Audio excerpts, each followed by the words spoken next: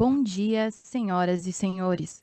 Sejam bem-vindos à videoconferência da Vibra para a discussão dos resultados referentes ao primeiro trimestre de 2025. Esta videoconferência está sendo gravada e o replay poderá ser acessado no site da companhia www.ri.vibraenergia.com.br.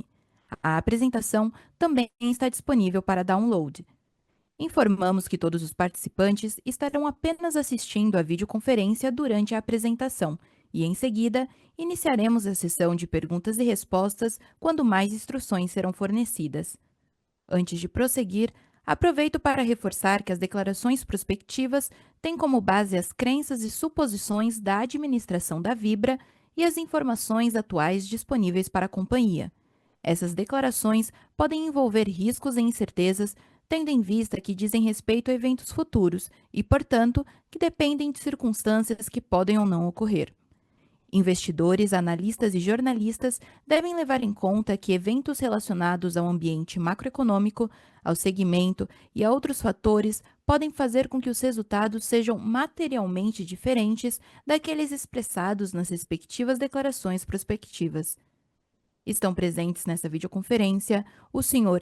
Ernesto Pousada, CEO, e o Sr. Augusto Ribeiro, CFO, além da presença de alguns executivos da companhia. Gostaria agora de passar a palavra ao Sr. Ernesto Pousada, que dará início à apresentação. Por favor, Sr. Ernesto Pousada, pode prosseguir.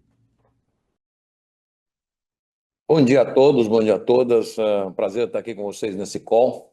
Então, fechamos o primeiro trimestre de 2025 e tivemos aí um recorde de EBITDA de mais de 2 bilhões de EBITDA. Então, atingimos aí no trimestre um recorde histórico da companhia de EBITDA. Isso vem sendo atingido através de uma gestão sólida que está consolidando essa trajetória de rentabilidade da Vibra nos últimos mais de 24 meses da companhia sob essa gestão.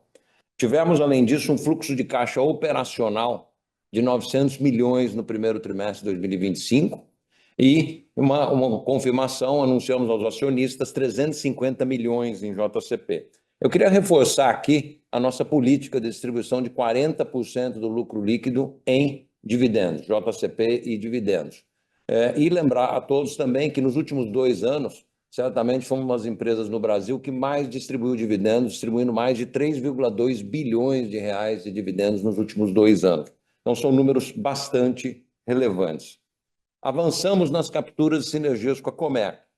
Estamos muito otimistas que nós vamos superar os valores que nós falamos de sinergia. Nós anunciamos 1,4 bilhões de reais de net NPV, de VPL dessas sinergias, e nós devemos superar. Estamos conseguindo antecipar algumas sinergias, principalmente as reduções de custos operacionais, e isso vai fazer com que a gente consiga atingir esse valor de 1,4 bilhões. Estamos reforçando também o nosso guidance de 1,3 bilhões de reais de EBITDA na Comerc. Então, seguimos na trajetória de chegar a um número de 1,3 bilhões de EBITDA na Comerc.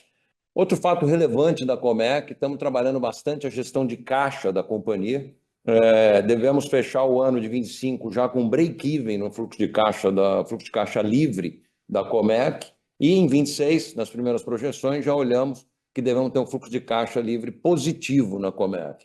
Então, estamos otimistas aí nesse trabalho de excelência operacional que a gente vem conduzindo na Comerc e vamos entregar os resultados conforme havíamos anunciado. Estamos intensificando cada vez mais o controle das despesas em 2025. Esse é um fator que nós vamos colocar cada vez mais luz, que são a redução dos nossos custos, tanto do nosso CPV como do nosso SG&A. Em ambos os casos, colocando bastante foco em ter reduções para que a gente possa aumentar não só as nossas margens, mas aumentar a nossa competitividade relativa. Então, esse é um trabalho que vem sendo conduzido por toda a diretoria da Vibra, todo o management da companhia, para que a gente possa cada vez mais intensificar e ter custos ainda mais competitivos. Já somos uma das empresas mais competitivas do Brasil, mas queremos ampliar essa competitividade relativa.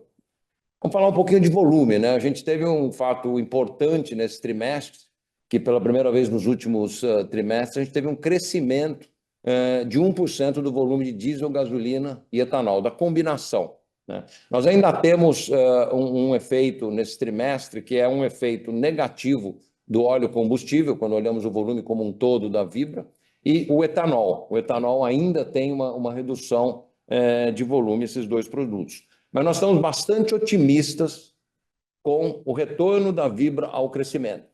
Acho que no mês de março a gente já mostrou um crescimento de 0,2 pontos percentuais do nosso market share. Então, esse é um fator não menor. Fazia muitos meses que a gente não crescia e voltamos a crescer. Estamos otimistas com o nosso crescimento em abril. Então, acreditamos que a gente vai conseguir retomar gradualmente, da mesma maneira que nós já perdemos market share de 0,1, 0,2, também a retomada de market share ela será gradual, mas nós vamos ver a partir de agora uma consistência. E nós já temos indicadores disso. Março é um primeiro indicador. O combate à ilegalidade tem tendo efeitos bastante positivos, tanto a mudança do programa RenovaBio, em que o enforcement aí para as companhias distribuidoras elas passarem a comprar os CBIOS ficou bastante mais restrito, e principalmente a monofasia do etanol, que nos primeiros dias de maio a gente já está percebendo uma diferença significativa. Nós vamos ter condições de voltar a crescer no etanol, que foi um produto bastante sacrificado aí para nós nos últimos 2 anos, talvez o mais afetado pelo decréscimo nesses 2 anos, e nós vamos voltar a crescer. E, como eu disse, já estamos sentindo o efeito da monofasia do etanol nesses primeiros dias do mês. E terceiro, não menor, pela primeira vez também nos últimos muitos meses, nós tivemos um crescimento líquido de embandeiramento. Nós tivemos 49 embandeiramentos positivos, né, entre o que saiu e o que entrou. Então, nós estamos acelerando o nosso crescimento, a nossa proposta de valor para a nossa revenda, e estamos sentindo um engajamento bastante forte da nossa revenda em engajar conosco. Então, o otimismo do management da companhia em relação à retomada desse crescimento, com o mesmo nível de margens que a gente vem operando, ele tem bastante fundamento e a gente vê que isso está bastante forte. Margem EBITDA ajustada, R$ 215 por metro cúbico, né? Aqui eu queria capturar um gancho também de um foco da companhia, que é transformar o nosso EBITDA em geração de caixa. Nós temos uma alta capacidade de transformar o que a gente gera de EBITDA em caixa. Esse trimestre, o Augusto vai comentar, tivemos alguns não recorrentes, mas certamente no segundo trimestre voltamos à normalidade em termos de geração de caixa. Então, um foco do management da companhia é geração de caixa para redução do endividamento, principalmente a dívida bruta da companhia. Então, nós vamos trabalhar muito forte em ter um ano com forte geração de caixa para reduzir o nosso endividamento. O ROIC de 15,4%. Importante mencionar aqui também, a compensação do management da companhia, ele é muito focado em variáveis bastante associadas aos nossos acionistas, alinhadas aos nossos acionistas, tanto o ROIC como o TSR. Esse compõe um componente forte da remuneração do management, que é alinhado a ROIC e TSR, que são indicadores bastante alinhados aos nossos acionistas. Não menor também, queria falar um segundo aqui de lubrificantes. Lubrificantes, a gente cresceu 13% quando eu analiso trimestre contra trimestre, trimestre desse ano contra o primeiro trimestre de 24. Então, vem numa trajetória de crescimento bastante expressiva em lubrificantes. E lembrando que lubrificantes traz uma margem, obviamente, bastante maior do que o nosso negócio de combustíveis. Então, tivemos um primeiro trimestre bastante robusto para começar o ano de 25 com muita força. Um ano de 25 que a gente tem muita certeza de entregar o maior EBITDA da série histórica da companhia, a maior geração de caixa da história da companhia. Vamos crescer em share nesse trimestre sem abrir mão de margem, e tudo isso sendo feito com uma gestão sólida, uma cultura em transformação para garantir a perenização desses resultados. Então, bastante otimista com esse primeiro trimestre de 25 e mostrando a resiliência do nosso negócio e as possibilidades todas que se abrem para frente agora numa jornada maior de crescimento. Com isso, eu passo a palavra para o Augusto. Bom dia. Segundo slide, ele traz algumas novidades, né, complementando alguns pontos que o Ernesto já trouxe. pela primeira vez nós estamos divulgando resultados da Comerc em nossos números. Só explicando rapidamente a dinâmica aqui desse slide, a primeira coluna nós falamos especificamente de números Vibra a controladora. Depois nós temos a Comerc Energia, Comerc especificamente com seus números específicos. E na terceira coluna uma consolidação, seria Vibra consolidada com os números da Comerc. No EBITDA ajustado, nós atingimos a Vibra 1.812 bilhão, um crescimento relevante versus o primeiro trimestre do ano passado. A Comerc, no seu resultado contábil, entregou 213 milhões de reais, o at stake foi de 268 milhões de reais, consolidando os 2 bilhões que o Ernesto mencionou anteriormente, que é recorde para um primeiro trimestre da Vibra. Nosso fluxo de caixa operacional de 0,7 bilhões de reais Vibra, um crescimento de quase 900 milhões de reais versus o trimestre do ano anterior. A Comerc entregando 200 milhões de reais, um consolidado de 900 milhões de reais, 1,1 bi maior que o ano 2024. Aqui também nós introduzimos um novo conceito, ou pelo menos novo referente aos calls de resultados da Vibra. O que nós fizemos aqui nesse lucro líquido ajustado? Nós basicamente mantivemos a forma como a Comerc vinha reportando os seus resultados. Ela já reportava o lucro líquido ajustado, que é basicamente a exclusão aqui ou consideração, nós excluímos a variação dos valores justos dos contratos futuros derivativos, né? Basicamente a operação de trading, são efeitos contábeis, não são efeitos caixa, nós excluímos desse resultado, de forma a trazer o lucro líquido mais próximo dessa operação consolidada agora com o Comerc dentro de Vibra. Com isso, nós entregamos 1.124 bilhões Vibra no primeiro trimestre, um efeito negativo da Comerc ainda no primeiro trimestre de 115 milhões de reais e o consolidado de 1 bilhão de reais. Próximo slide, por favor. Aqui esse slide é um dos poucos que nós mantivemos, na verdade, um perfil histórico de mais longo prazo. E o principal ponto aqui é ressaltar a qualidade do time Vibra de maneira recorrente. Nós temos um histórico de entrega de resultados, nós temos um histórico de Vibra, e isso só é possível graças à qualidade do time, suas diversas gestões, mas toda a equipe Vibra que entregou esses resultados de maneira consistente. O Ernesto já comentou anteriormente, nós tivemos uma queda de volume do primeiro trimestre de 25 contra o primeiro trimestre de 24 de 2%. Lembrando que para diesel, ciclo Otto, nós crescemos 1% ano contra ano. É uma dinâmica diferente que nós tínhamos apresentado ao longo de 24, quando comparado com 23. Nossas despesas ajustadas, nós tivemos um crescimento significativo versus o primeiro trimestre de 26% nas nossas despesas ajustadas, apesar da queda de 1% contra o quarto trimestre. Isso é reflexo, obviamente, isso se encaixa, acompanhou o crescimento de rentabilidade da empresa, mas isso se refere a todas as reformas, estruturas, mexidas em times que nós fizemos ao longo de 2024. Isso não significa, e o Ernesto já tocou especificamente no próprio, nós estamos satisfeitos, por exemplo, com R$90 por metro cúbico. Nós temos duas ações principais a serem feitas aqui. A primeira, indiscutivelmente, eu preciso melhorar o metro cúbico.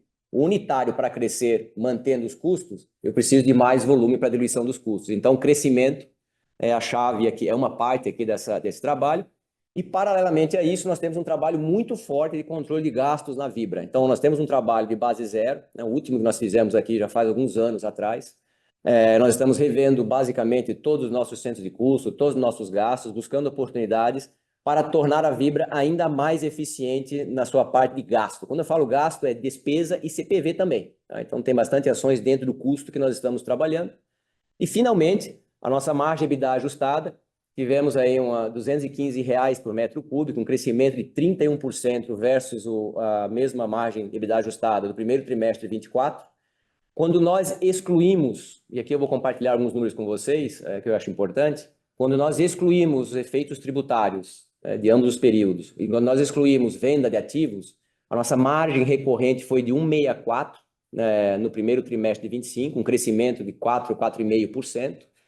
E se nós excluirmos ainda o efeito de inventário, que é mais para ajudá-los na compreensão, que foi um efeito positivo no primeiro trimestre, nossa margem entregue seria ao redor de 150, acima de R$150 por metro cúbico, 151, R$152 por metro cúbico. Lembrando que esse efeito é sem estoque hedge, tá? É líquido dos dois. No próximo slide, eu trago para vocês um pouco sobre alocação de capital. É o primeiro trimestre, eu já comentei, vocês sabem, que nós trazemos a Comerc para os nossos números. Nós nos preparamos para isso, né? Não é à toa que nós conseguimos incorporar a Comerc. A nossa alavancagem foi para 1,8 vezes. Como referência, se nós tirarmos o efeito da LCs, a nossa alavancagem está ao redor de 2,6, 2,7 vezes. E a nossa dívida bruta atingiu 26,5 bilhões de reais. O maior foco, além do crescimento, no momento na Vibra, é redução da alavancagem. Então, nós trabalhamos fortemente, obviamente, todo o time financeiro, mas em linha com todo o restante da companhia, em reduzir a alavancagem. Nós já fizemos isso no passado, de outras formas, de diferente situação. Nós agora trabalhamos para acelerar a desalavancagem da empresa em 2025. Com diversas ações em andamento. Capex, nós investimos 573 milhões de reais no primeiro trimestre, sendo 151 milhões de Comerc. Lembrando que a Comerc tem seu Capex remanescente para a conclusão do ciclo 3 de geração distribuída, pois que nós já vínhamos comentando. Esse ciclo está sendo consumido agora em 2025. Eu falo um pouquinho mais especificamente na parte de Comerc daqui a alguns instantes. E a Vibra gastando ali, investindo 290 em Capex milhões no primeiro trimestre e uma bonificação a cliente ao redor de 132 milhões de reais.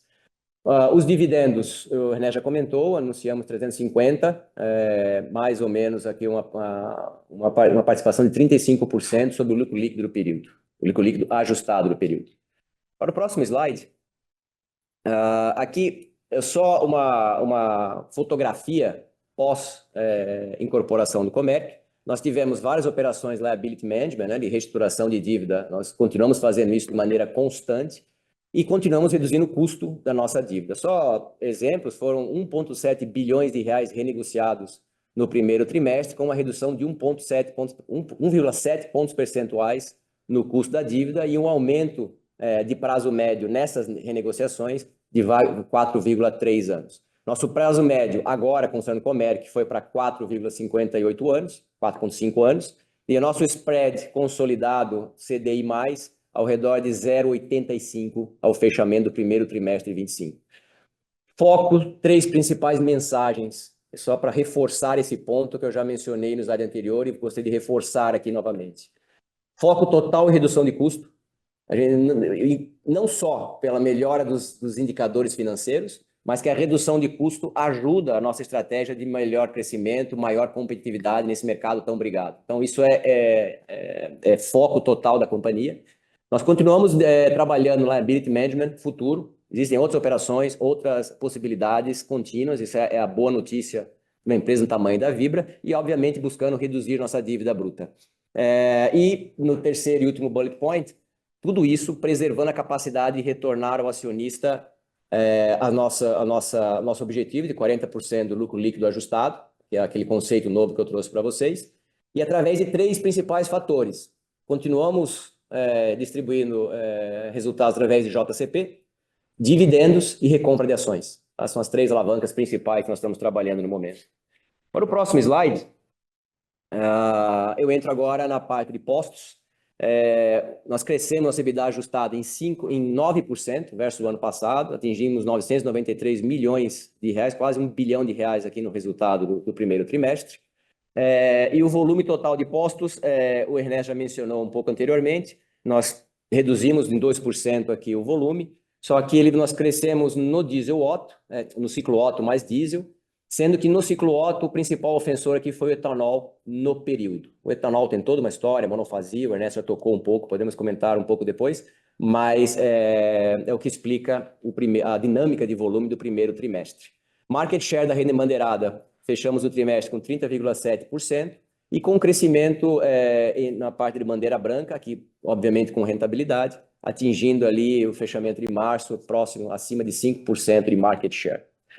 No próximo slide, a gente traz o nosso número de postos no fechamento do trimestre, são 7.946 postos. Após um longo período, nós temos aqui Esse resultado não veio no primeiro... O resultado, obviamente, veio no primeiro trimestre, esse crescimento líquido de 49 postos, mas o trabalho por trás disso começou no ano passado. Tem toda uma revisão interna dos nossos processos, melhoria dos fluxos de times, de prazos de aprovação e, obviamente, todo o trabalho da nossa equipe de campo para nos ajudar com o crescimento. Na parte do BR Mania, tivemos aí 89 lojas abertas trimestre contra trimestre, que é versus o quarto trimestre de 2024, e também é um recorde para período, também para o BR Mania, anda muito próximo ali a renegociação de postos com o nosso BR Mania.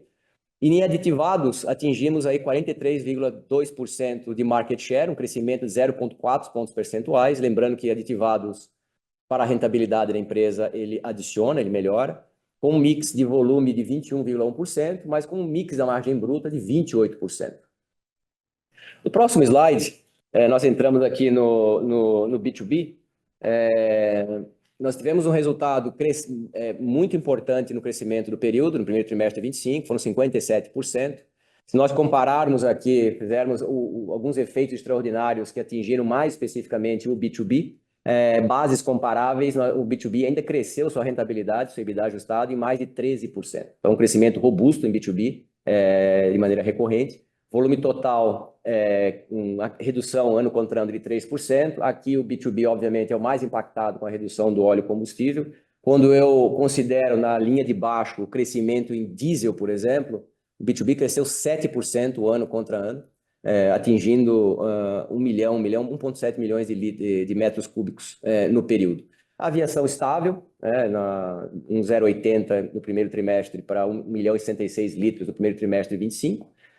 E o market share, aí sim, nós tivemos aí em março, no B2B, um market share de 30,1% e uma saída no segmento TRR de 17,6% ao final do primeiro trimestre.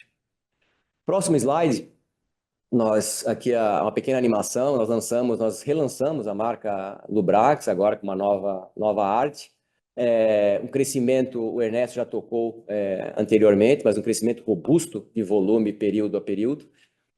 Tivemos crescimento de franquias, foram 147 novas franquias, por sinal, a expansão no primeiro trimestre, em número líquido de postos, BR Mania e Lubrax, foram consideravelmente muito mais altas do que a performance que nós tivemos nos últimos anos. Estamos crescendo em segmentos mais premiums, como, por exemplo, segmentos sintéticos, e aumentando a penetração no varejo, principais estratégias dessa vertical de crescimento de lubrificantes. O próximo slide, começo a trazer aqui esse próximo são especificamente informações de Comerc. Comerc atingiu, como eu havia mencionado anteriormente, um at stake de 268 milhões de reais, um crescimento de 15% versus o mesmo período do ano passado. Aqui a Comerc, aqui tem um efeito de sazonalidade importante, obviamente quando você compara versus quarto trimestre de 24. 268 está em linha com as nossas ambições e expectativas internas, então foi um excelente primeiro trimestre para a Comerc. E o fluxo de caixa operacional foi positivo em 195 milhões de reais, obviamente ele é negativo na composição total, considerando remuneração, pagamento de juros, remanescente de dívidas. E a nossa expectativa, aí sim, alinhada com todo o trabalho que vem sendo liderado pela Clarissa e pelo time Comerc, é a nossa recuperação de geração de caixa livre, pós-juros, pós-investimento em CAPEX, break-even nos próximos 12 meses, provavelmente ainda em 2025, e aí sim geração de caixa a partir de 2026, no ano corrente, no ano que vem. Eu não vou repetir, as sinergias estão andando muito bem na Comerc, a captura das sinergias, todos os três estamos andando, e tanto as eficiências antecipadas, tanto as financeiras quanto as financeiras quanto as de sinergia de pessoas e estruturas, avançamos bem nessa linha. E, obviamente, as fiscais também, essa é um trabalho um pouco mais longevo, mas andando muito bem em timing. E mantemos o nosso guidance de 1,3 bilhões de reais de EBITDA para 2025. No próximo slide, nós temos, lembrando que nós atingimos 2,1 megawatts pico em primeiro trimestre de 25. A nossa meta em termos de capacidade é ao redor de 2.200 megawatts pico.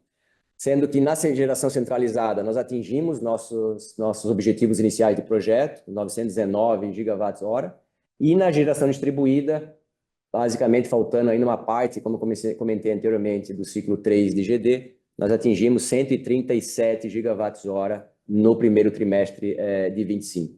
Na comercializadora, fechamos com 510 milhões de reais no primeiro trimestre de 25, e com isso nós estamos, conforme mencionado anteriormente, satisfeitos aí com o resultado do primeiro trimestre Comerc, mesmo com a situação um pouco mais adversa, quando você considera curtailment, considera outras questões, que estão sendo compensados de alguma forma através das ações de maior eficiência dentro da própria Comerc e ao trabalho contínuo da empresa. E dessa forma, é uma das razões que nós mantivemos, na verdade, o guidance de 1,3 bilhões de reais de EBITDA para 2025. Bom, aqui eu retomo para falar um pouquinho da nossa pauta ESG. Falando primeiro de transição energética, né? Nós somos, e aí, ao longo do primeiro trimestre, fomos a primeira empresa a disponibilizar o SAF no Brasil. Então, importamos ainda pequenas quantidades, mas assegurando que a gente está sempre a transição energética com 2 vetores, né? Baseado na demanda do nosso cliente e assegurando que a gente vai ter retorno sobre o capital. Isso aqui é só um pequeno piloto, mas é a gente atendendo às necessidades dos nossos clientes de aviação que começam a requerer testes e conhecer um pouquinho sobre o produto SAF, e a Vibra foi a primeira a seguir esse caminho. Além disso, 2 pautas de reconhecimento, fomos listados aí no ranking do LinkedIn com o Top Company do Brasil, aí, que é a empresa que mais oferece oportunidade de crescimento profissional, ficamos bastante orgulhosos com isso. E reforçando que, mais uma vez, estamos na carteira aí do ISE e da B3 pelo 6º ano consecutivo. Finalmente, bastante relevante, a Vibra se engajou nesse movimento contra a violência sexual de crianças e adolescentes. E estamos engajados juntos com o Instituto Libertas, com a Childhood do Brasil e com o Grupo Mulheres do Brasil, que é liderado aí pela Luísa Helena Trajano. Então, a gente teve aí em março um evento em que a gente trouxe mais de 150 empresas para se juntar a nós nesse movimento, um movimento bastante sério. E por que a Vibra se engajou nesse movimento? Que parte da violência ou da exploração sexual acontece em rodovias e postos de gasolina, e a Vibra começou a liderar esse movimento está ganhando bastante força, a gente nesse momento já está com mais de 200 empresas engajadas nesse movimento. Convido a todos aí para se engajarem e serem agentes de transformação desse movimento também. Tem o Disque 100, que é o Disque Denúncia. Muitas vezes esses eventos ou essas ocorrências, elas estão muito mais próximas do que a gente imagina. E também fizemos durante esse período de março aí algo inédito. Nós temos as nossas lojas de conveniência BR Mania. E a gente teve por 4, 5 dias em frente ao Shopping Paulista, ali na Avenida Paulista, a loja da inconveniência. Então, lá a gente mostrava de maneira sensorial, de maneira que as pessoas pudessem realmente sentir o que é a violência sexual contra crianças e adolescentes. Então, estamos bastante orgulhosos do nosso engajamento nessa causa social e do poder de mobilização que nós estamos agora fazendo. Acima de tudo, é um legado para o nosso país e é uma causa não só Vibra, mas uma causa de todos os brasileiros. Com isso, encerro e convido a todos para o Q&A. Iniciaremos agora a sessão de perguntas e respostas para investidores e analistas. A nossa primeira pergunta vem do senhor Luiz Carvalho, do BTG. Por favor, pode prosseguir. Olá, Ernesto, Augusto, obrigado aí por pegarem as perguntas. Eu tenho 2 aqui. A primeira, eu queria escutar um pouco de vocês, eu sei que é uma pergunta talvez mais ampla, mas a gente tem discutido muito uma preocupação, vamos dizer assim, dessa perda de share sequencial aí nos últimos anos, né? Os 3 principais players, e obviamente a Vibra se inclui nesse rol, né? E a pergunta aqui é, como é que vocês enxergam, vamos dizer assim, o market share atual da companhia, se há uma pretensão de retomada, e como isso conversa com a manutenção das margens, que como, né, vocês colocaram, estão em níveis relativamente saudáveis, o ROIC da companhia próximo de 15%, e todo esse contexto em face dessa melhora do ambiente regulatório, vamos dizer assim, a questão do CBio, a questão do biodiesel, o etanol, como vocês bem comentaram. Então, se vocês puderem falar um pouco dessa dinâmica de share, barra margem, retorno, em função dessa agenda regulatória, seria ótima. A segunda pergunta, queria entender um pouco mais sobre a questão da monofasia. A gente, obviamente, sabe da diferença de como vocês capturam, vamos dizer assim, essa diferença do imposto. Então, talvez a Vibra seja aqui o play que possa se beneficiar um pouco mais dessa monofasia que começou agora no início de maio, no contexto agora já desse restante de ano, vamos dizer assim, né? O quão rápido vocês imaginam que vocês poderiam capturar ali aqueles, talvez 10 centavos ali por litro no etanol, e aí se vocês puderem dar um pouco de visibilidade de como é que vocês estão vendo o segundo trimestre, dado, obviamente, esses ajustes que a Petrobras performou agora, vis-à-vis a dinâmica de importação, acho que seria legal. Obrigado. Bom dia, Luiz. Obrigado pelas perguntas. Eu vou respondendo aqui. O Augusto fica à vontade de complementar também. Primeiro sobre o share, né? Eu acho que nós trabalhamos os últimos 2 anos de maneira bastante forte em melhorar as margens do setor, trazendo muita eficiência operacional internamente, né? Isso veio através de melhorias de custos, melhoria de processos internos nossos, melhoria de modelos nossos, até de precificação também, e isso fez com que a gente atingisse aí a margem que vocês estão vendo, enfim, crescendo margem EBITDA ano a ano, e nos posicionando num outro nível de geração de caixa para a companhia. Em parte, obviamente, não se explica todo, mas em parte veio à custa de uma perda de share em alguns segmentos específicos, e isso fez com que a gente reduzisse o nosso share, que aconteceu de forma gradual, né? Eu acho que assim, por que eu falo isso? Porque a gente está muito otimista que nós vamos retomar o share de maneira gradual. Aqui não adianta a gente querer olhar, em março nós crescemos 0,2 versus fevereiro, né? E vamos continuar nessa trajetória de subida. Pode ter um engasgo ou outro um trimestre, assim como um mês ou outro, assim como houveram momentos que a gente cresceu para trás também. Mas por que eu estou bastante otimista? Eu acho que está mudando muito o ambiente regulatório. Primeiro, muda o ambiente regulatório, a gente tem uma mudança importante no RenovaBio. Isso dá uma vantagem, muitas vezes, de R$40, R$50 por metro cúbico. Nós somos engajados com a Única nesse movimento. Entra a monofasia do etanol, né? E aí acho que o setor como um todo ganha, independente da Vibra um pouco mais, um pouco menos, todo o setor ganha. Então, assim, e nós já estamos sentindo isso no resultado de maio. Nós já estamos vendo esse movimento acontecer no etanol em maio. E terceiro, nós estamos com um alto engajamento da nossa revenda. O NPS da nossa revenda subiu muito nos últimos meses, no último ano, em 2024. Desde que nós lançamos no Investor Day a nossa estratégia, o Augusto mencionou muito bem aqui, a entrada de 49 nova líquida de postos, ela não aconteceu agora, ela se realizou agora, mas é um processo que começa a ser construído durante o ano de 24, se acelera no segundo semestre de 24, e nós vamos ver essa continuidade nos próximos trimestres. Então, assim, eu estou bastante, já tem indicadores mostrando que nós estamos na direção certa. É um mercado bastante competitivo, um mercado em que há bastante briga de espaço pelos volumes, né, e por manter as margens, mas a gente está muito otimista que com esse tripé a gente consegue crescer e manter as margens. Eu queria ressaltar mais uma coisa, nós estamos iniciando, e vai ser nos próximos anos, um trabalho muito estruturado de redução dos nossos custos. Nós entendemos, somos uma das empresas mais competitivas do Brasil e seremos mais. E isso vai nos dar ainda mais força para que a gente possa crescer com margem. Então, assim, meu time, o management da companhia, nós estamos bastante confiantes que nós estamos retomando de maneira gradual. A gente não vai ver saltos de market share. Talvez você veja um salto maior, já entrando daqui a pouco na sua segunda pergunta, no etanol.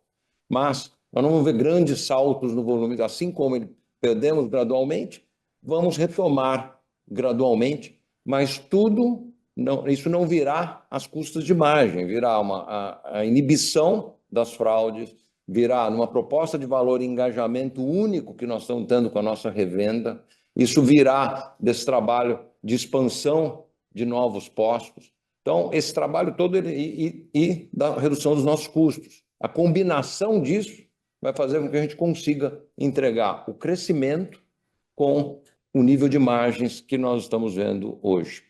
A tua segunda pergunta sobre a monofasia. A monofasia do etanol, a gente já está sentindo um efeito bastante benéfico, então nós acreditamos que no etanol nós vamos ter condição de simplesmente recuperar o que eu chamaria do nosso fair share. Em vários estados onde o etanol era predominante, a gente não liderava ou muitas vezes não estava nem na segunda posição.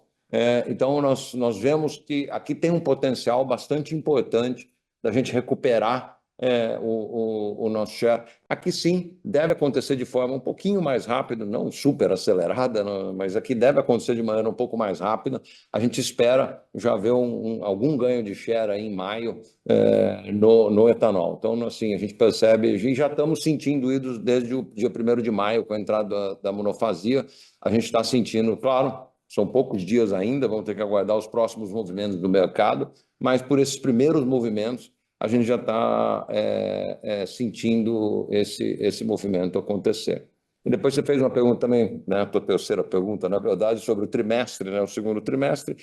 Óbvio, a gente tem impactos aí importantes, contábeis, do ponto de vista de redução de preço do diesel. No entanto, o que nós estamos observando, o que nós acreditamos que a gente consegue fazer, excluindo os efeitos não recorrentes, mais ou menos em linha com o que a gente viu no primeiro trimestre de 25. Tá ótimo, super, super claro. Muito obrigado aí. Obrigado. Nossa próxima pergunta vem do senhor Matheus Enfeldt, do UBS. Por favor, pode prosseguir. Bom dia, Ernesto, Augusto. Primeiro, obrigado pelas perguntas. E queria elogiar aqui o trabalho do time da Vibra na mudança do release dos resultados. Ficou bastante claro, acho que ajuda a entender bastante o momento da companhia. Minha primeira pergunta, eu queria entender um pouco de como pensar a CAPEX para o ano, porque se a gente mesmo expurgar o que foi de CAPEX ali na Comerc para terminar o ciclo o terceiro ciclo da GD, o CAPEX da distribuição ele foi bastante alto. E no call do ano passado, acho que a gente tinha uma expectativa de que para esse ano a gente veria uma coisa mais em linha com 2023, e na verdade foi quase 2 vezes o CAPEX que foi entregue no primeiro TRI de 2024. Então, não sei se aqui teve uma concentração de CAPEX muito alta, eu queria entender esse nível de investimento e como a gente pode pensar o resto do ano, onde estão esses investimentos do lado da distribuição, principalmente, para tentar entender aí o que é um run rate justo para o ano e se a gente mantém a visão de ser mais próximo do que foi em 2023 do que em 2024. E daí, minha segunda pergunta é como que vocês têm olhado o supply? Tem uma volatilidade bastante alta em preço nesses últimos meses e pouquinho, e quando a gente olha o TRI pelos dados da NP, e daí não sei a qualidade desses dados atualmente, mas vocês trouxeram bastante volume em janeiro, talvez um pouco menos em fevereiro e um pouquinho em março. Mas como é que vocês têm pensado o supply de maneira mais estrutural, dado esse grau de volatilidade? Você tem trazido produto independente para suprir o volume de vocês? Tem conseguido alguma arbitragem no trading? Pensar mais em como navegar esse momento de volatilidade alta que a gente tem visto. São essas duas. Obrigado. Vamos lá, Matheus, eu começo aqui, se quiser complementar, fica à vontade, mas CAPEX 2025 de distribuição, bom, Comerc é aquilo que eu tinha comentado anteriormente, é um CAPEX remanescente para concluir os projetos GD e, eventualmente, algum projeto de solução energética que traga um retorno especificamente, mas estamos falando basicamente da conclusão dos projetos GD. Na Vibra, especificamente, eu não comentei aqui, na verdade, está aqui no footnote, deixamos claro aqui no gráfico, mas essa visão que nós apresentamos aqui é uma visão caixa. Então, acho que ano passado a gente tinha a mistura de contábil caixa, agora nós temos a visão caixa, tanto para bonificações quanto para CAPEX. E a gente jogou todos os números comparáveis aqui desde 21 na mesma base, então vocês tenham uma ideia. O nosso número de CAPEX, primeiro nós temos um carry-over de fato no final do ano passado, então a bonificação, o crescimento líquido de postos, acaba alinhado com o que nós tínhamos falado no ano passado, referente à nossa estratégia de crescimento, acaba influenciando nos números do primeiro trimestre. E antes de eu concluir aqui o racional de 2025, deixar claro que se a estratégia de market share, redução de custo e o retorno estiver adequado às nossas expectativas, crescimento de postos nós vamos continuar crescendo. O que nós vamos fazer, aí volta ao que nós comentamos no outro trimestre, situação de mercado, custo de capital elevado, a Vibra trabalhando para se alavancar, é trabalhar melhor o pace, o ritmo de investimento de CAPEX para 2024. O número que nós estamos buscando é alguma coisa em torno do que vocês estão vendo aqui em 23, 24, efeito caixa, ao redor de 1.400 bi, talvez um pouco menos. Se eu gastar mais em bonificação, nós vamos ter que compensar eventualmente em algum outro ponto. Mas mais do que dar, isso que nem é um guidance, mais do que dar uma estimativa de gasto de CAPEX no ano, nós estamos muito alinhados no retorno esperado desses investimentos. Se a estratégia, de novo, crescimento, estiver adequada, tudo que nós estamos fazendo, os indicadores começam a aparecer, estabelece uma tendência, porque é 1 ponto, 2 pontos, terceiro trimestre com essa tendência qualificada, nossos investimentos serão para suportar essa nossa estratégia, que é o caminho adequado. Mas, resumidamente, nós deveríamos olhar aí para vocês, questão de olhar planilha aí de gastos, caixa ao longo do ano, etc. Um número ao redor de 1.350 em 400, Vibra é alguma coisa razoável nesse momento do ano, nessa visão de primeiro trimestre. Sobre o supply, eu posso pegar a pergunta de supply? Na verdade, Matheus, o supply, o que nós temos feito é mantido a nossa estratégia de, enfim, dar uma preferência a manter as nossas cotas da Petrobras, mas sim, a nossa trading ela está cada vez mais ativa. Então, nós há cerca de um ano e meio atrás, havíamos comentado que a gente redesenhou toda a nossa trading aqui dentro, e a gente está buscando, em alguns momentos, algumas oportunidades adicionais que possam trazer resultado. O nosso objetivo, é bom deixar claro a trade, o nosso objetivo é o core business de distribuição. A trading, ela está dentro do nosso negócio de distribuição, ela não é uma entidade à parte, fica inclusive embaixo da própria operação do Marcelo Bragança, do nosso vice-presidente de operações. Então, assim, a trading, ela está aqui para maximizar o nosso resultado, para olhar oportunidades combinadas, às vezes de trading especificamente, às vezes de sourcing, mas você vai ver sempre pequenas oscilações. Uma coisa que eu falei já lá atrás, que nós estamos desde então fazendo é evitar grandes solavancos e grandes tomadas de posição com relação a trading, sempre otimizando tanto o sourcing como buscando valor adicional quando assim o tiver na trading em si. E se permite só um complemento, é um pouco além da sua pergunta, mas acho importante qualificar. O mercado vem reduzindo os dias de inventário totais.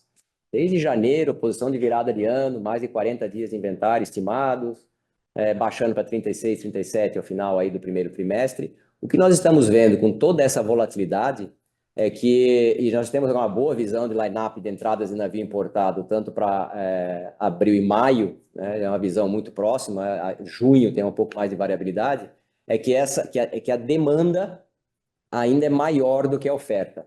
Então, os dias de inventário continuam com a projeção de redução.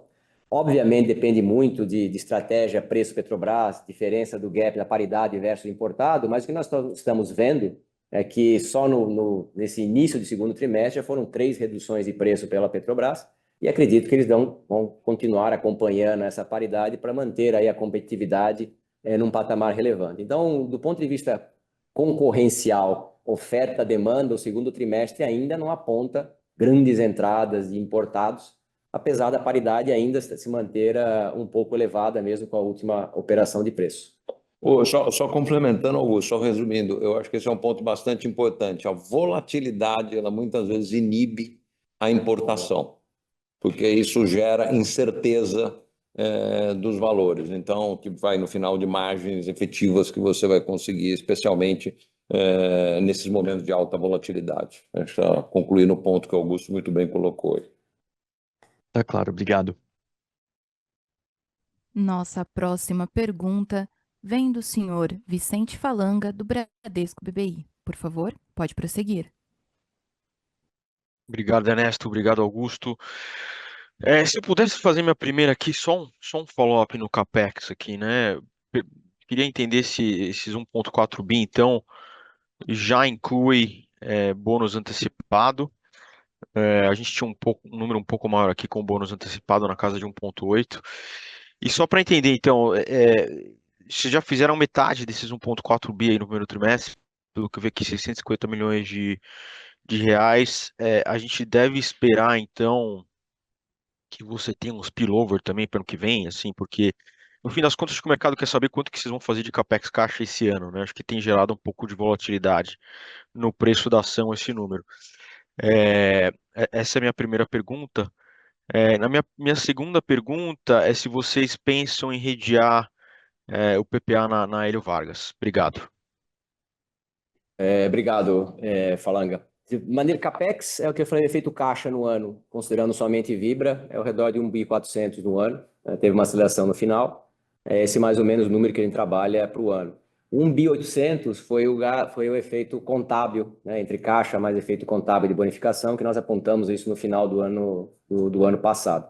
Então, nós vamos nessa linha, é o que você falou corretamente. Tem uma questão aqui de carry-over, uma parte desse investimento tomba para 2026, mas caixa no ano é mais ou menos o valor, é a visão que nós temos hoje nesse momento do ano. Questão de PPA, que gera volatilidade, marcação a mercado nos resultados da Comerc, lembrando que a gente faz as travas, o hedges para o primeiro ano corrente. Então, o ano de 25 está travado. Lembrando que nós temos aqui de 26 para frente, nós somos long, posições longa dólar. E essa trava nesse período muito longo, ela tem duas dificuldades. Primeiro, o custo para você travar toda a operação. E o segundo, são mais ou menos 15 milhões de reais em posições aí, anuais, toda a exposição em megawatts que você tem da operação. E o segundo ponto, a própria incerteza de que taxa que você vai travar a operação, coisa parecida. Então, por isso que a operação lá trava no primeiro ano corrente, e você vai fazer um rolling, e essa posição aberta por um período muito longo que gera volatilidade. A gente sempre analisa essas possibilidades, vale a pena acelerar ou atrasar, travar mais, travar menos, mas essa é a estratégia vigente hoje na Comerc. Tá certo, Augusto, obrigado, viu? Nada. A nossa próxima pergunta vem do senhor Bruno Amorim, do Goldman Sachs. Por favor, pode prosseguir. Oi, bom dia a todos e obrigado pelo espaço para fazer a minha pergunta. Eu queria fazer um follow-up na discussão da perspectiva de ganho de market share, saindo um pouco da discussão do mês a mês, se a gente olhar numa perspectiva um pouco mais de longo prazo, há aproximadamente 2 anos que os players menores, né, que não são os três grandes, eles vêm ganhando share no diesel, com alguma volatilidade, mas existe uma tendência clara de ganho de share por parte desses players menores, né? Mesmo com a monofasia do diesel tendo sido implementada dentro dessa janela temporal. Então, eu gostaria só de ouvir de vocês, assim, por que vocês acham que isso é o caso, né? E não é uma questão da Vibra, é claramente uma tendência dos players menores ganhando share vis-à-vis os maiores players ao longo dos últimos 2 anos. E por que vocês acham que daqui para frente vai ser possível reverter essa tendência que vem acontecendo já há algum tempo? Gostaria de ouvir também de vocês, pela visibilidade que vocês têm, estando mais próximo do dia a dia da indústria, como é que está a rentabilidade dos principais concorrentes de vocês? Um ponto de reflexão talvez seja se esses players menores estão ganhando share consistentemente há tanto tempo, talvez eles estejam rodando com nível de retorno adequado, e aí obviamente que existe toda a discussão do combate à informalidade que talvez dificulte um pouco a vida desses players menores, mas enfim, eu gostaria só de trazer essa discussão de volta, ouvir um pouco mais de vocês, assim, fazer essa reflexão que vem acontecendo ao longo dos últimos 2 anos, mais especificamente no caso do diesel, e o que esperar daqui para frente, se vocês acham que pode haver uma reversão nessa tendência, ou não. E o segundo ponto é mais um follow-up rápido. Se vocês puderem ajudar a gente a quantificar o impacto da monofasia parcial do etanol, seja em margem, seja em volume, mas principalmente em margem, né? Não sei se vocês podem dar uma ideia de como é que está hoje a margem do etanol e se vocês entendem que num mundo sem informalidade, onde deveria estar essa margem, em linha com a média da empresa, é acima, é abaixo, mas para ajudar a gente a tentar quantificar aqui o upside. Obrigado. Bom, Bruno, bom dia, obrigado pela pergunta. Quando a gente fala voltando ao assunto de market share, você perguntou especificamente no diesel, né? Eu acho que assim, indo para o ponto a margem, então eles estão satisfeitos com o tipo de margem que tem. O primeiro ponto é o combate à ilegalidade, porque muitos deles estão satisfeitos com níveis de margem, porque não estão, nem todos, vamos deixar sempre isso claro, mas nem todos estão jogando dentro das quatro linhas. Eles estão sonegando compra de CBIO, eles estão, enfim, não adicionando biodiesel. Então, esse é o combate. Por que não aconteceu? Porque se você observar bem, tem somente cerca de 8, 12 meses que o ICL realmente acelerou o seu conjunto de ações, né? E isso é estruturante, são movimentos muitas vezes complexos de se fazer, mas essa é uma agenda que não tem volta. E hoje ela é uma agenda de país, ela não é uma agenda mais só do setor, virou uma agenda do país. Então a gente percebe isso saindo na mídia, você percebe, enfim, várias entidades, até de governo, falando sobre isso. Então, assim, é irreversível esse movimento do combate à irregularidade, e quando todos vierem jogar o jogo dentro das mesmas condições que a Vibra, isso muda. Isso vai mudar. E nós vamos ter a competitividade que nós precisamos para, nesse nível de margem, crescermos. E vem acontecendo gradualmente, né? Então, eu acho que esse é o principal ponto de explicação. Além disso, eu vou repetir o que eu falei, porque não é menor, é mais difícil quantificar, mas vocês vão ver nos resultados dos próximos tempos. É o poder da marca, o poder da nossa proposta de valor, o Augusto mencionou, com BR Mania, com Lubrax Mais, treinamento de frentistas, uma série de coisas que a gente disponibiliza para o nosso revendedor e que nós estamos vendo um altíssimo engajamento da nossa revenda, querendo estar com a Vibra, querendo trabalhar com a Vibra, buscando condições para que possam se engajar conosco, estar conosco. Então, a gente, claramente, sendo muito próximo disso, a gente está vendo que isso está muito próximo de uma reversão, que será gradual, como você mesmo disse, assim, veio de 2, não veio só de 2, mas talvez até mais, essa queda de market share, é um pouco mais acentuada nos últimos 2 anos, mas sempre vem 0,1, 0,2, 0,1, 0,2, 0,3, 0,1, 0,2, e agora nós vamos retomar na mesma trajetória, ela não virá na forma de mais 1 ponto, mais 2 pontos, nós vamos gradualmente com esses aspectos, e os primeiros insights estão dados no primeiro trimestre, entrada líquida de postos, com volumes relevantes, mesmo a gente saneando a nossa base, então tivemos uma entrada importante de postos no primeiro trimestre. A monofasia, os primeiros dias, a gente já sente um efeito bastante forte, e eu queria reforçar, acho, pela terceira vez, um ponto que eu tenho falado. Como que nós vamos nos diferenciar vamos pegar o diesel? Nós estamos trabalhando para reduzir o nosso custo de maneira relevante nos próximos 2, 3 anos. Isso vai nos dar um edge de competitividade para que a gente possa, então, continuar crescendo, mantendo margem. Combate à irregularidade, proposta de valor, engajamento da nossa revenda, que está aí comprovada por um salto de NPS que a gente teve com a nossa revenda, e a redução da nossa base de custos, sendo mais eficiente, principalmente em logística, para que a gente possa ter mais competitividade e poder crescer com o mesmo nível de margem. Na sua segunda pergunta do etanol, nós vamos priorizar um pouco mais o nosso movimento em termos de retomada de share. Não sabemos ainda exatamente esse balanço, onde ele vai parar em termos de margem e ganho de share. Obviamente, isso é uma estratégia que a gente desenhou antecipadamente a chegada da monofasia, mas ela é ajustada quase que diariamente aqui na companhia. Mas nós vamos privilegiar, nesse primeiro momento, um ganho de market share. Só para complementar, acho que todos os pontos que o Ernesto trouxe agora são os pontos mais quantificáveis. Eles podem ter colocado um número atrás deles, uma questão de compartilhar, números internos, etc. Mas tem uma parte soft aqui interna que ela é muito relevante. Nós temos o Aspen aqui, nosso vice-presidente responsável aqui por pessoas e tecnologia, trabalhando com inteligência artificial forte, e para uma empresa como a Vibra tradicional, tem muita coisa que a gente tem que investir para aumentar o nosso grau de tomar decisão e velocidade. Lembra que a gente falava muito sobre ritmo e intensidade? A gente mexeu em planejamento operacional, nós mexemos em fluxos internos, nós colocamos escritórios de transformação, definimos projetos estratégicos. Alguns deles começam a dar efeito de maneira um pouco mais efetiva, de fato, em números agora no começo de 2026. Mas tem muita coisa que o formato de operar da Vibra ainda tem que impactar, ainda veremos o impacto na nossa operação. Então, as nossas salas de guerra começaram ano passado, a expansão de postos é um dos projetos que nasceram dentro de uma sala de guerra para melhoria. Tem um monte de problemas internos nossos, operacionais, burocráticos, que a gente vem trabalhando para reduzir, para dar velocidade, porque o fato é que quanto menor você é, mais ágil você é na sua tomada de decisão, excluindo toda a questão da irregularidade, né? Você assumindo que todo mundo é regular e todo mundo trabalha querendo maximizar seu resultado. Nós ampliamos a rentabilidade no mercado e abrimos aqui um espaço para operadores com uma rentabilidade menor, mas eventualmente satisfeitos. A gente precisa agir mais rápido. Então, mesas de guerra, pessoas várias funções trabalhando, projetos, maneiras diferentes de trabalhar que a Vibra vem implementando.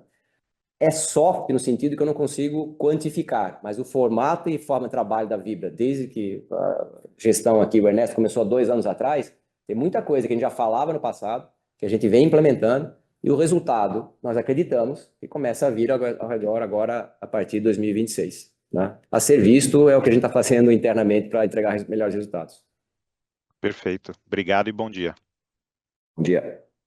Nossa próxima pergunta vem da senhora Monique Greco, do Itaú BBA. Por favor, pode prosseguir. Oi, pessoal, bom dia, Ernesto, Augusto. Obrigada por pegarem as minhas perguntas. Eu vou fazer 2 aqui também. A primeira é sobre lubrificantes. O Ernesto já comentou aí na fala que teve um crescimento relevante de volumes tri contra tri e que é um business de margem forte, né? Vocês conseguiriam dar um pouquinho mais de cor, talvez da velocidade de ramp-up da planta, que nível de utilização a planta está agora, em que momento vocês esperam chegar a 100%? E como isso deve se traduzir em ganho de EBITDA ao longo do tempo? Assim, em que momento a gente vai chegar eventualmente naquele 1 bi de EBITDA que a companhia já comentou como sendo desejado para esse segmento, né? E a outra pergunta é mais voltar num ponto que os outros analistas já perguntaram aqui, mas talvez de uma outra forma.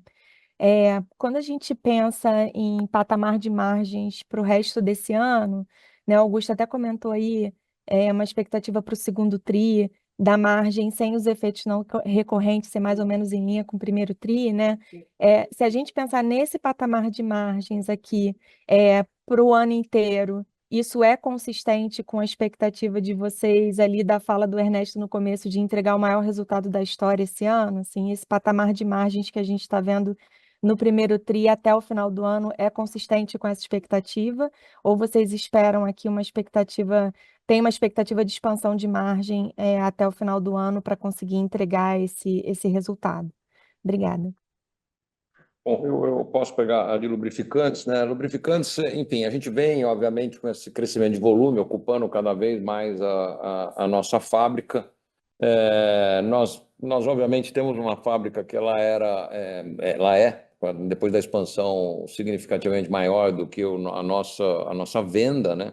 Então, esse vai ser um processo gradual. Nós estamos hoje aí por volta de 60%, 65% de ocupação da fábrica, então temos ainda um espaço bom para crescimento, né? E obviamente nós temos a oportunidade especificamente esse ano. E outra coisa importante a mencionar, esses volumes estão vindo, mas estão vindo também bastante travados em termos de 2, 3 anos de contratos também. Nós não estamos pegando nada que seja spot, nós estamos também assegurando que os volumes que venham para nós são volumes de longo prazo e que possam estar conosco e assegurar, inclusive, os volumes de fábrica, já que eu tenho essa disponibilidade, né? Então, a equipe do B2B tem trabalhado bastante forte nesse sentido de assegurar que esse volume ele vem principalmente respaldado em ações de longo prazo, né? Então, isso vai acelerar a nossa ambição aí de crescimento em lubrificantes, que é uma das nossas principais avenidas, né? Talvez a gente consiga fazer em 25 o que nós havíamos planejado para 26 e a gente ganhe 1 ano aí de aceleração em termos de EBITDA na direção de uma ambição maior, que na verdade inclusive a gente falou no nosso Investor Day de ser uma empresa mais forte em toda a América Latina, né, e ultrapassar até R$1 bilhão ao longo dos próximos anos, sem nada específico. Então, acho que talvez a gente consiga fazer em 25, 2 anos em 1. Com respeito à sua pergunta de margem para o restante do ano, o que a gente espera é um crescimento incremental, eventualmente, dessa margem, conforme esses volumes forem vindo por uma diluição dos nossos custos, mas realmente incremental, né? Acho que se você pegar a proxy aí dos últimos anos, os últimos 2 anos, por ali é o que nós vamos ver de margem. Esse é o nosso principal objetivo, é que eventualmente a nossa margem melhore de maneira incremental por uma maior diluição dos nossos custos, mas não necessariamente o nosso foco está muito em crescimento com este nível de margem. Então, aproximadamente é isso que a gente enxerga aí para o restante do ano. Não sei se você quiser complementar alguma coisa, Augusto. Lembrando que você tem sazonalidade, o segundo semestre historicamente mais volume, você acaba tendo um pouco melhores resultados do que o primeiro semestre. Ele é gradual, primeiro, segundo, terceiro e quarto. É isso aí. Ok. Obrigado, Monique. Obrigado. Obrigada a vocês. Nossa próxima pergunta vem do senhor Regis Cardoso, da XP. Por favor, pode prosseguir. Bom dia, Ernesto, Augusto, obrigado pelo espaço aqui para fazer pergunta. Vou me reter a uma pergunta só, mas uma discussão que eu queria ter com vocês sobre essa alocação de capital e aí um foco maior no tema ali dos embandeiramentos, né? 2024 em particular foi um ano em que o embandeiramento foi muito abaixo de amortização, e eu entendo que tem uma vontade de migrar mais para o post-antecipado, mas esse negócio não me parece explicar um delta tão grande quanto 60% menos embandeiramento do que amortização, como foi o de 24. E aí esse primeiro TRI já chegou um bocado mais perto, né? O embandeiramento, se não me falha a memória, foram 130 milhões contra uma amortização de 170. Tipicamente o primeiro TRI é um pouco mais devagar. Então, enfim, me parece que vocês já aceleraram um pouco. Então, enfim, a discussão é o seguinte, vocês têm, de alguma forma, feito contratos mais curtos? Isso é um objetivo? Tem algum benefício? O que explica esse embandeiramento menor do 24? Vocês acham que vão acelerar agora? Eu vi que já teve um incremento de número de postos, que também é um bom sinal. Então, enfim, uma discussão mais ampla aqui, mas queria ouvi-los aí no tema de alocação de capital e embandeiramento antecipado. Obrigado. Bom dia, Regis. Eu posso começar, depois o Augusto complementa, mas falando um pouquinho da estratégia de embandeiramento, né? Eu acho que a gente fez um trabalho nos últimos 2 anos bastante focado em ganhar eficiência operacional, em melhorar nossas margens, e a gente avançar e consolidar o nosso modelo de gestão que entrega de maneira consistente o nível de margens que a gente vê. E estruturamos ao longo de 24 toda a nossa estratégia de crescimento em postos, né? Aí estruturamos, né, redesenhamos processos, redesenhamos nossa equipe, pessoas, sistemas, automação, melhorias, para que a gente começasse a acelerar no final do ano passado, mas especialmente nesse primeiro trimestre.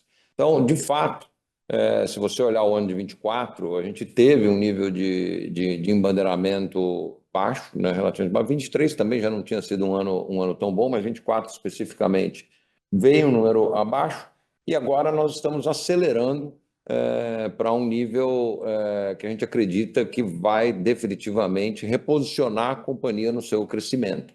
Então, a gente vai ver essa aceleração acontecendo. Eu acho que o primeiro trimestre, como eu disse, já mostra isso, uma entrada líquida de 49 postos. Então, definitivamente, isso é parte da estratégia. Tem, de fato, como você mencionou pelos números, tem um shift da estratégia, em que a gente estava muito mais, talvez conservador a palavra, ou construindo as bases para que a gente conseguisse crescer em embandeiramento de maneira eficiente e com retorno. Isso é muito importante. A gente não está crescendo e investindo. Cada posto embandeirado tem uma análise detalhada de retorno para assegurar que a gente mantenha ou aumente o nosso ROIC no final do dia. Então, esse é o principal indicador que a gente vai estar sempre olhando. Não há nenhuma redução de nível de anos de duration aí dos contratos. Mas são pequenos exemplos que o Ernesto já mencionou, eu vou dar alguns deles. Contratos em negociação, em que ficavam na carteira sem serem concluídos 5, 6, 7 meses, 8 meses. você não conclui a negociação, trava o compromisso do capital, porque do ponto de vista financeiro, aquele valor eu considero como saída de caixa, mesmo sem ter fechado, e depois, em determinado período longo, ele não acontece. E você perde outras... Então, foi um estudo de safras, abertura muito grande computacional de retorno por safra, né? Período a período, safra a safra, o que acontece, por que aquela safra é pior do que essa, o que aconteceu especificamente nesse período, sem mexer no prazo médio, como o Ernesto mencionou anteriormente. Então, foram tantas pequenas movimentações que nós estamos vendo agora essa atração, né, desde o final do ano passado, começo desse ano, quando a gente começa a ter esse benefício. Então, a explicação é simples como essa. E 26, a gente espera, de fato, crescer na expansão de postos, uma forma delas será a bonificação. O balanço post-antecipado tem a ver com retorno, obviamente, e o nosso apetite de CAPEX versus EBITDA, etc. Obrigado. Se eu puder só um follow-up, então, nesse tema, eu entendo que o momento atual ele é favorável para embadeiramento, visto o juro caro e a escassez de capital, se pensar via bancária, né, outras formas de financiamento. Por outro lado, ele é desfavorável, pensando que a paridade de importação está aberta, né, vamos dizer, é um momento que não existe escassez de produto no mercado, até pelo contrário, né, o cara menos estruturado, nesse contexto, acaba sendo até mais competitivo. Então, queria ouvir a perspectiva de vocês nisso e se eu puder também tocar no tema do CAPEX, da alocação de capital para o lado de imobilizado, né, do PP&E, que também tem rodado um pouco acima, esse é o contrário, né, tem rodado acima de amortização nos últimos períodos. Eu lembro que teve o tema lá da sede, tinha expansão de bases no Centro-Oeste, enfim, queria entender um pouco aí também qual é a tendência nesse lado. Obrigado. Regis, deixa talvez um ponto até que eu não coloquei, né? Hoje eu venho repetindo aqui nesse call e falei algumas vezes do engajamento da revenda e do interesse de embandeirar conosco. Hoje nós estamos tendo que fazer até uma espécie de revenue management, escolher as melhores oportunidades. Nós estamos com muitas oportunidades na mesa, o nosso pipeline para embandeiramento, ele, talvez eu possa dizer, nos últimos 2 anos nunca esteve tão robusto, e nós estamos fazendo, inclusive, um revenue management, escolhendo as melhores opções, melhores operadores. Então, de fato, o que nós percebemos, a janela de importação, ela realmente, o que muda é realmente a presença da Vibra no campo, é a nossa intimidade com o nosso revendedor, é a nossa proposta de valor, ele vendo que, estando com a Vibra, ele está com um parceiro que preza esse relacionamento, que quer crescer, e isso está, depois de 2 anos de trabalho, né, ou mais, né, a Vibra tem mais tempo que isso, mas assim, eu observando nesses últimos 2 anos, está reverberando. E a gente começa a ver um nível de engajamento da nossa revenda em outro patamar que a gente não vinha antes, em conjunto com ajustes internos nossos, como o Augusto também mencionou, de processos, sistemas e time. Então, assim, nós estamos bastante otimistas que a gente vai ver o nível de embandeiramento da companhia avançar nos próximos trimestres. E na questão dos investimentos nos outros ativos, né, compondo ali o total do CAPEX, você mencionou 2 eventos do ano passado, mas o fato é que a gente teve um carry-over maior do período 24 para 25, que é o que justifica o gasto um pouco acima do histórico do que nós vimos gastando. Então, de novo, né, eu volto àquilo que eu tinha falado anteriormente, aquele 1 bilhão e 400 mais ou menos em termos de caixa, entre bonificação, entre investimentos em tecnologia e investimentos em ativos fixos, tankagem, etc. Segurança, tudo isso aqui tem que encaixar dentro dessa conta, é o que a gente está projetando para 2025. Perfeito. Obrigado, Ernesto, Augusto. Obrigado, Regis. Nossa próxima pergunta vem do senhor Gabriel Barra, do Citi. Por favor, pode prosseguir. Ernesto, Augusto, obrigado por pegar minhas perguntas. Eu vou fazer 2 aqui. Acho que a gente falou um pouco sobre dividendo, né? O Augusto falou na apresentação sobre o foco da companhia hoje realmente é desalavancagem, mas vocês têm uma base grande de pagamento de JCP esse ano, né? Tem uma questão do TJLP, você tem uma base ali grande, pelas minhas contas aqui, você poderia pagar até ali 1,5, 1,6 bi de dividendo só com o JCP esse ano. E aí, nesse contexto de desalavancagem, como que fica aqui em termos de prioridade e até o que a gente poderia imaginar, dado esse cenário aqui que eu estou colocando de JCP, como que seria dividido isso, né, para esse ano? Postergaria, esse JCP pagaria de repente com alguma anterioridade, não sei, se puder falar um pouquinho sobre isso, eu queria entender um pouco melhor. Outra coisa que me chamou a atenção foi sobre etanol. Um dos pontos que vocês colocam sobre até a competitividade de etanol, eu lembro da história da Evolua, né, quando apareceu e quando vocês fizeram essa JV com a Cooper, que era ali, na verdade, uma possibilidade de ganhar realmente mais competitividade nesse cenário de etanol, dado que vocês sempre tiveram, mas tinha uma dificuldade aqui na competição com etanol. E aí eu queria ouvir um pouco de você sobre a JV. O quanto hoje ela ajuda vocês, ou até, não sei se atrapalha um pouco, dado algumas não flexibilidades que você tem, dado a JV com a Cooper. Então, eu queria ouvir um pouco de vocês em relação à estratégia tech de comercialização. São esses dois pontos. Obrigado. Bom dia, Gabriel. Vou começar com a do etanol e depois o Augusto pega essa mais relativa à desalavancagem. Do etanol, né, e especificamente sobre a Evolua, tem um ponto primeiro a trazer aqui, que o próprio resultado da Evolua hoje, apesar de a gente publicar e tudo, ele não está no nosso resultado do etanol, né? Então tem uma parte do nosso resultado que, obviamente, ela transita também por fora do resultado. E essa parceria com a Copersucar é algo que a gente está constantemente avaliando. O que nós percebemos é que hoje ela não está entregando o que nós havíamos, tudo que a gente havia planejado. Ela tem resultado positivo, mas ela, de fato, não está trazendo toda aquela competitividade que nós imaginávamos que poderia dar. Então, ela, nada além disso, continuamos avaliando, é apenas o segundo ano dessa joint venture que está em operação, né? Vamos dizer, o primeiro ano full de operação foi o ano passado, agora estamos entrando no segundo ano de operação, então, assim, ainda é prematuro a gente dizer qualquer coisa, mas o que eu posso te adiantar é que ela não vem entregando o que nós havíamos premissados anteriormente, e vamos continuar as análises sobre esse negócio, não vem entregando aquela competitividade adicional. Referente a dividendo, JCP, o limite,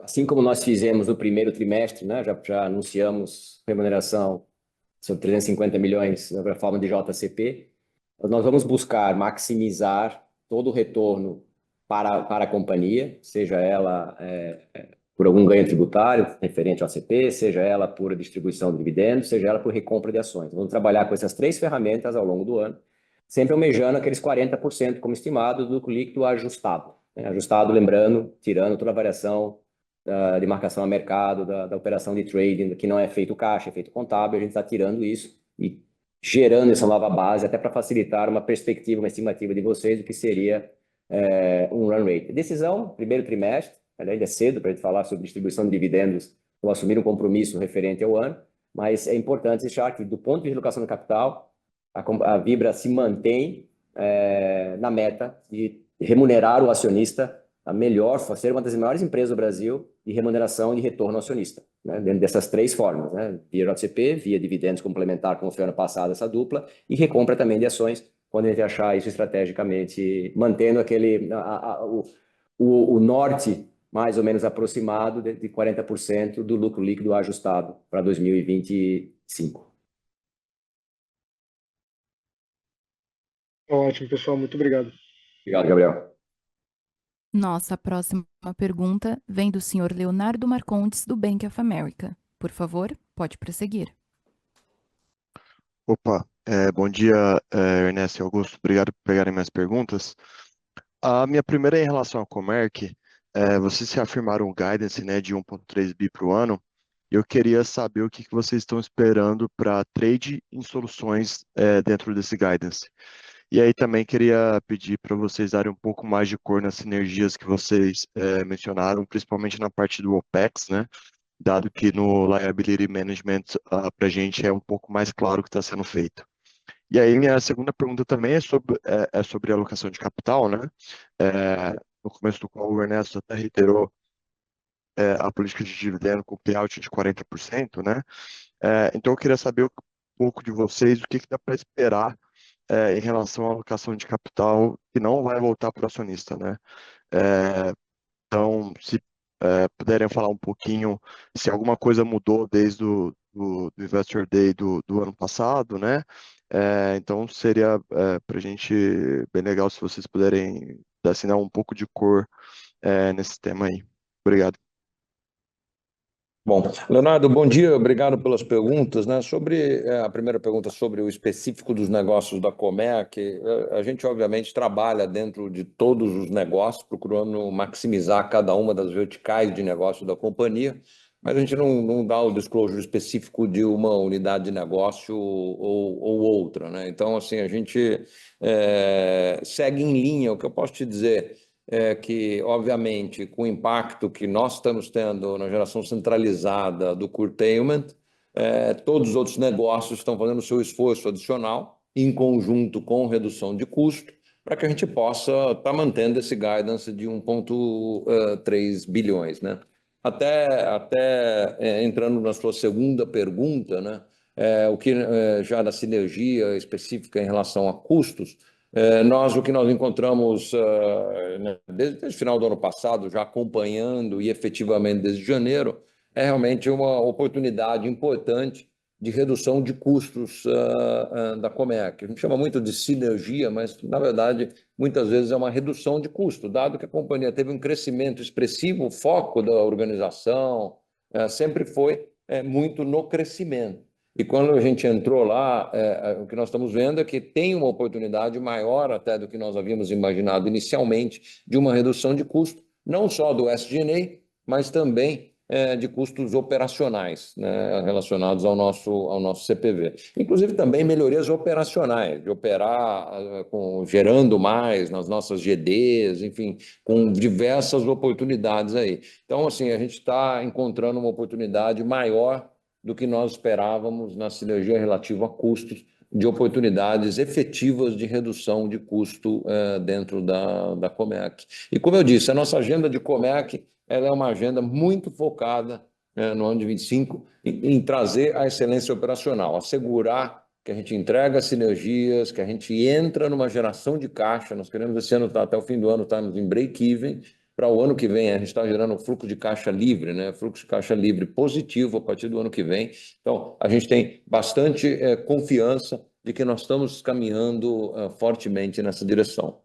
A sua outra pergunta, Leonardo, especificamente, do que fica fora, o payout é uma parte da alocação de capital. Dentro das estratégias que nós anunciamos no Investor Day, nós continuamos, o Ernesto falou um pouco muito bem aqui sobre lubrificantes, então, números positivos, fortes, crescimento robusto, mercado pró-crescimento, né, com todas as dinâmicas que vêm acontecendo recentemente, market share versus crescimento orgânico do mercado. Então, lubrificantes vem andando dentro da nossa estratégia muito bem. A parte de logística, a gente está discutindo bastante a nossa maior eficiência operacional, então isso trabalha nos investimentos. Nós começamos a fazer planejamento para esse ano, mas passa também por uma revisão do nosso footprint. Lembra que eu falei do base zero? Lembra que eu falei de uma revisão de gasto, incluindo o CPV? Logística se insere ali dentro, buscando não somente redução de gasto, mas também como sermos mais eficientes. Uma das perguntas também é nossa competitividade frente aos menores players do mercado. Então, logística tem avançado bastante nesse sentido.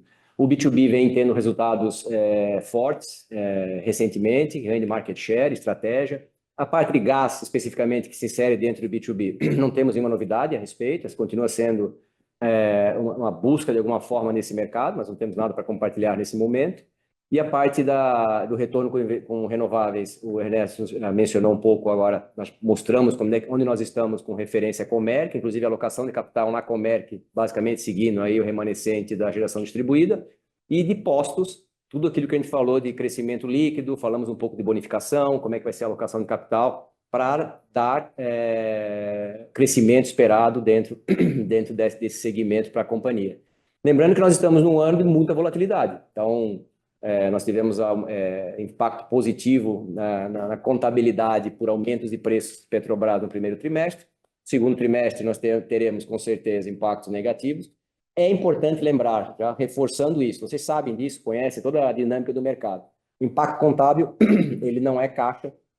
O impacto contábil, ele difere um pouco do impacto da margem comercial, que foi o que nós colocamos aqui, onde é que nós vemos, onde nós estamos hoje, estimativa de segundo trimestre de ano, do ponto de vista de nossa capacidade de repasse de custos, etc., no mercado. Continuamos extremamente confiantes nesse sentido.